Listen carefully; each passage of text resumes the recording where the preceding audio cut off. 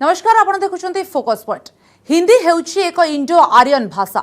सौरसेनी प्रकृति और सौरसेनी अपभ्रंश द्वारा वैदिक संस्कृतिर प्राचीन रूप में थिबा प्रत्यक्ष उत्तराधिकारी।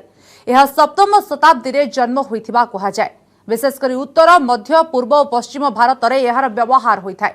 दिल्ली और उत्तर प्रदेश रे कहा जाउथिबा मूल खारी बोलीरु यह जन्म नैथिबा कहा जाय।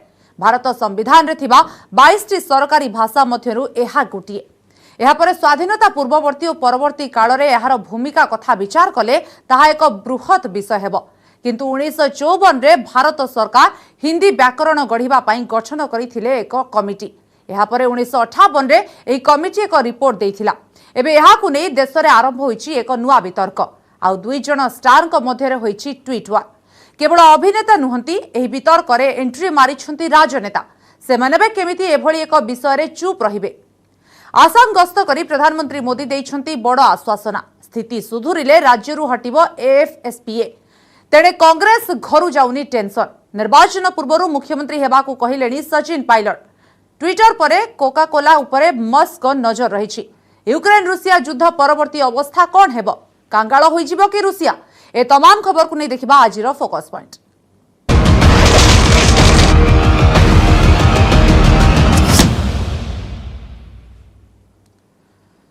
भाषा को नहीं बढ़ुछि विवाद। हिंदी राष्ट्र भाषा नुहे बोली कन्नड़ सुपरस्टार सुदीप को बयान एवं यहाँ उपरे बॉलीवुड सुपरस्टार अजय देवगन को आपत्ति परे विवाद अधिक घन होछि।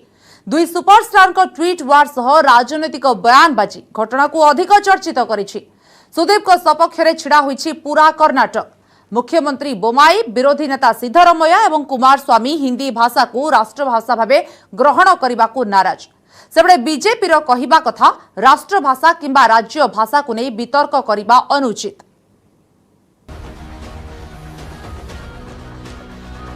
पुणी तेजिला भाषा विवाद। दुई सुपरस्टार ट्विटर वार।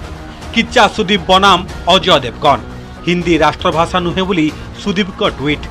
देवगन को दाबी हिंदी ही राष्ट्रभाषा।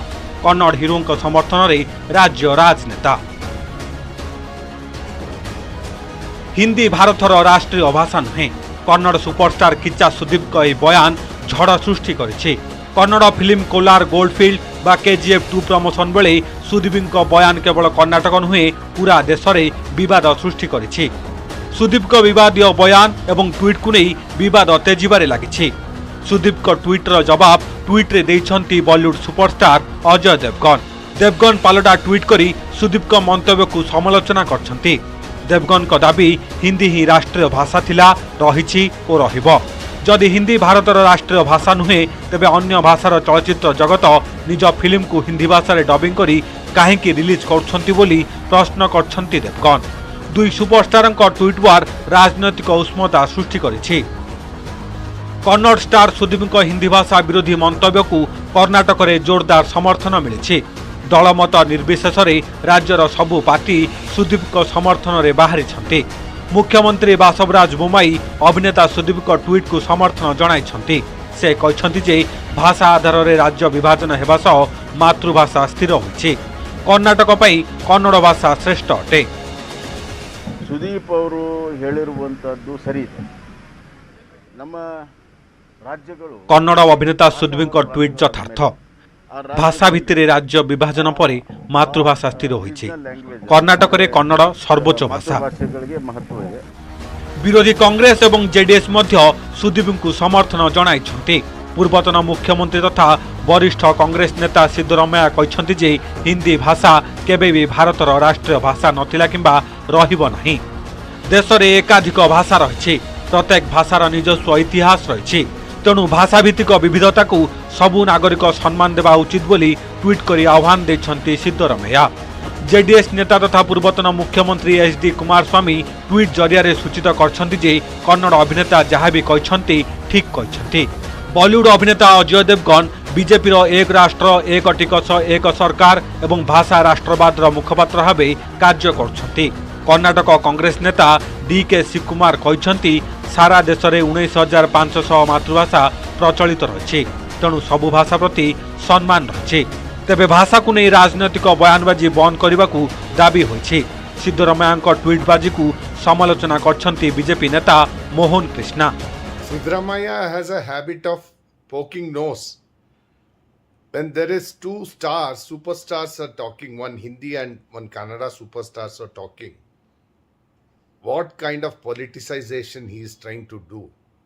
We are also proud Kannadigas, Mr. Siddaramaiah. Tomorrow they will become friends and you will become the enemy of the country, enemy of everybody. Before talking anything, just think twice whether you can intervene in these issues or not. Film star को मध्य भाषा को नहीं tweet वार चलथिबा बेले कन्नड़ भाषा सपक्ष में मत रखिछंती राज्यवासी सेमानक मतरे राज्य भाषा को प्राथमिकता दिया जिबा जरूरी। सुदीप मंतव्य को समर्थन जणाई कहिसंती जे देश में 14टी भाषा को स्वीकृति मिली तेबे मातृभाषा ही सबुठु गुरुत्वपूर्ण एवं सबुठु शीर्ष रे रहिबो एहाकु नै कोनोसी जबरदस्ती हेबा अनुचित।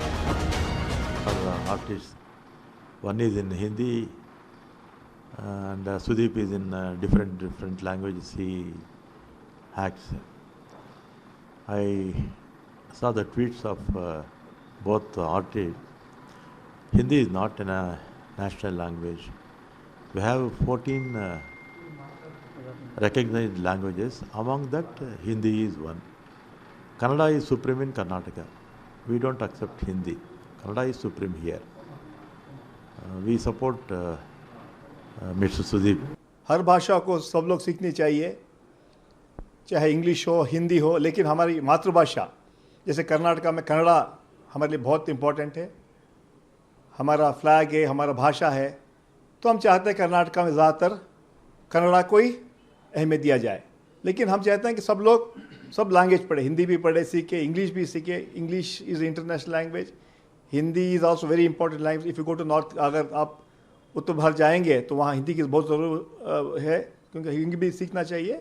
लेकिन किसी पे ज़बरदस्ती कर कोई लैंग्वेज सिखाना ठीक नहीं है। देखिए कर्नाटक में कन्नड़ लोग चाहते हैं कन्नड़ा ही रहे, हमारा प्रायोरिटी प्रथम हमारा लैंग्वेज, उसके बाद जो भी है उनका चॉइस है, वो फर्स्ट तो हमारा कन्नड़ा ही है। आपको लगता है सर हिंदी को राष्ट्रभाषा मानना चाहिए? नहीं, अभी चर्चा होना चाहिए। ऐसे ये आप सडनली ऐसा डिसीजन नहीं ले सकते ना, बहुत भाषा है, बहुत समस्या है, अगर सबका मत एक ही होना चाहिए।